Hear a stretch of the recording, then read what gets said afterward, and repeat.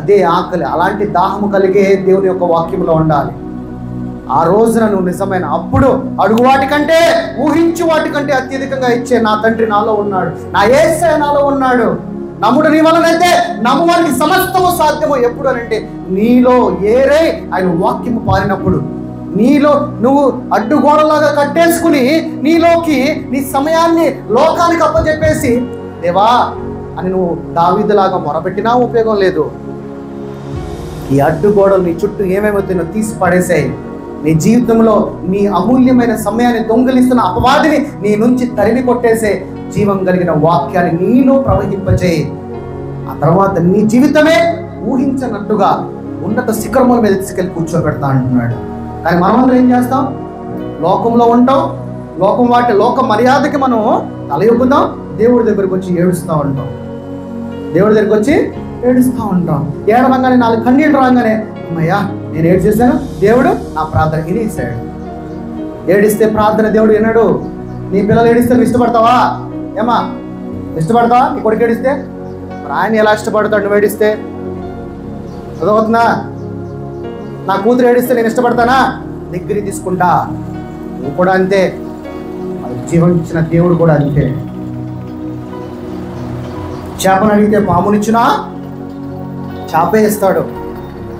మీ అమ్మాయికి మీ అబ్బాయికి మా అన్నం పెట్టమంటే విషయం పెడతావా? అరే నీకే ఎంత బుద్ధి ఉంటే మరి దేవుడికి ఎంత ఉండాలి? దేవుడు పెట్టడు. నువ్వు ఎలాగో బాధపడుతున్నావు, నా భర్త ఇంకా మారట్లేదేంటి అని నీ తండ్రి కూడా అలాగే బాధపడుతూ ఉంటాడు నీ గురించి. ఏంట్రా నా పిల్లలు ఎలా పాడైపోతున్నారు అని. ఆయన ప్రేమ మనం చేస్తున్నాం. నవగ్రహాలు ఉన్నాయా? సేమ్ మన శరీరంలో కూడా అదే సమస్తం. పైన ఏదైతే ప్లాన్ ఉందో నీ లోన్ కూడా అదే. ఒక హృదయము, చెవులు, కళ్ళు, ముక్కు, లివరు, ఇవన్నీ గ్రహాల టైపే. ఒకదానికి ఒకటి కనెక్ట్. ఒకటి లేకపోయినా జీవించలేం. అలాగే పైన ఉన్న వాటికి ఒకదానికి ఒకటి కనెక్ట్. అది ఒకటి లేకపోయినా పైన ఉన్న వాటన్నిటికీ క్యాపిటల్ ఎవరో? భూమి. పైన ఉన్న గ్రహాలన్నిటికీ మనం అంటాం కదా రాజధాని అని, క్యాపిటల్ ఈ భూమే. అందరూ అనుకుంటారు అవి లేకపోతే ఇది లేదని. లేదు, ఇది లేకపోతే అవి ఉండవు. భూమి కనుక అయిపోయిందంటే అవి పడిపోతాయి కింద, కానీ అవి పడవు ఇది ఉండేదాకా.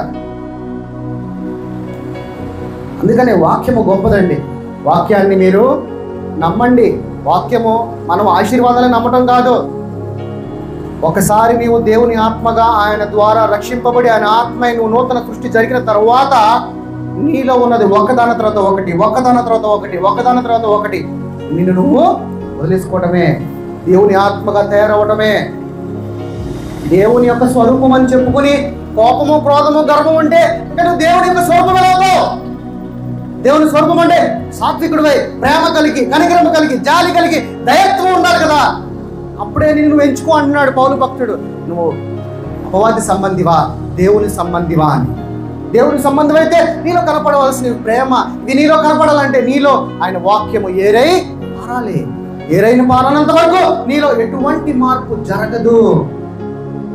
మనల్ని మనం పరీక్షించుకోవాలి. నా సహోదరి, నా సహోదరుడా, ఎందుకు ఆదివారం కూడుకోవాలంటే దేవుని యొక్క వాక్యం నేను గద్దిస్తూనే ఉంటుంది. నేను మారు మనసు పొందించుకోవడానికి ఆయన ప్రతిసారి ప్రతి ఆదివారము ఆయన యొక్క జీవ జలాలతో వాక్యంతో నేను ఉదక స్నానం చేయించడానికే ఆయన నేను ఇక్కడ కూడా కూడుకున్నటకు ఆయనకు నీకు సూచనగా ఈ దినం ఏర్పరిచాడు.